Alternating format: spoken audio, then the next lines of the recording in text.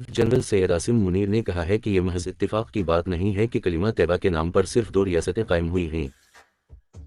पाक फौज के शोबा ताल्लुकात आमहान ISPR के मुताबिक आर्मी चीफ ने नेशनल फार्मर्स कन्वेंशन से खिताब करते हुए कहा कि पाकिस्तान के हवाले से अफवाहें और मनफी बातें फैलाई जा रही हैं।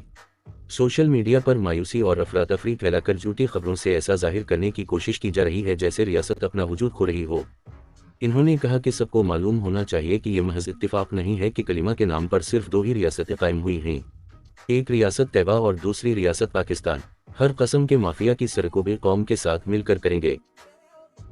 आर्मी चीफ का कहना था कि ज़राअत और मवेशी बानी नबी का पेशा रहा है, इसमें उसूल, तकलीफ, नमू और सब्र सब है और उसी तरह उनके नताइज में भी बेशुमार इनामात शामिल हैं। पाकिस्तान वसाइल से माला माल रियासत है। हमारे मुल्क में ग्लेशियर, दरिया, पहाड़ और ज़रख़ीज़ ज़मीन जैसी दौलत है। यहाँ दुनिया का बेहतरीन चावल, आम, कैनो, ग्रेनाइट, सोना और तांबा जैसे खजाने मौजूद हैं।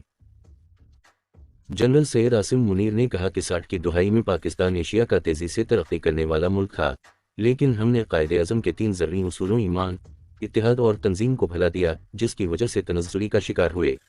इन्होंने कहा कि ग्रीन पाकिस्तान इनिशिएटिव का मकसद यही है कि हमें सबसे पहले ज़राअत पर काम करना है।